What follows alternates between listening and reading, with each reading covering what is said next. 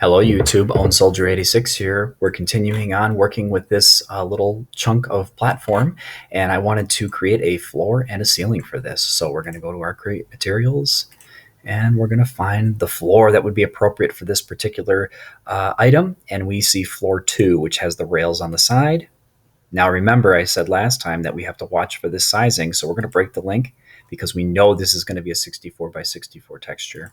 Let's change that to 800 by 800 meters so it can account correctly.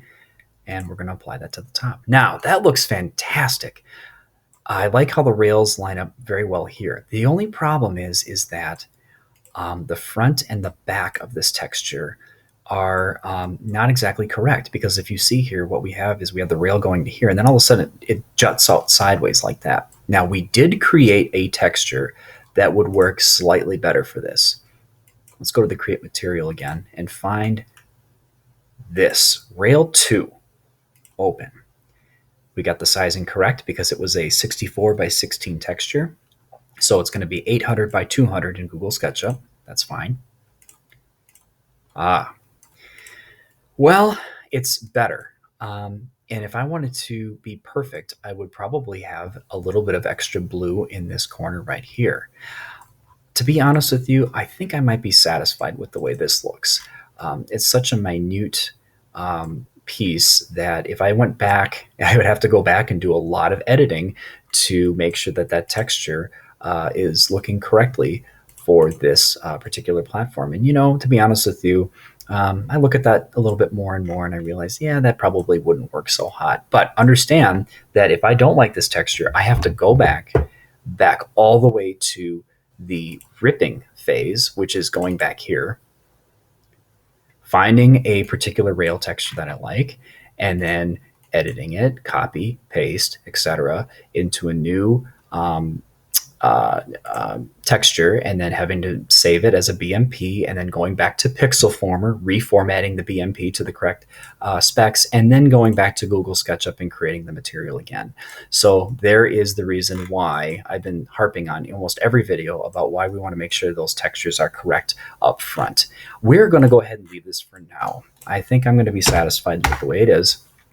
Sometimes you just got to bite the bullet. And for some of you making your first projects, if you want to make a bunch of items that are just nothing but giant squares all over the place, that's fine too. My first level that I had created that wasn't even Sonic related was just a level that had a bunch of boxes, and I just watched how the characters would interact with those boxes to make sure that the AI would be able to account for them. And honestly, the AI in Super Smash Bros. 64 is fantastic. They do a great job. They do ledge grabbing. They do a lot of different things.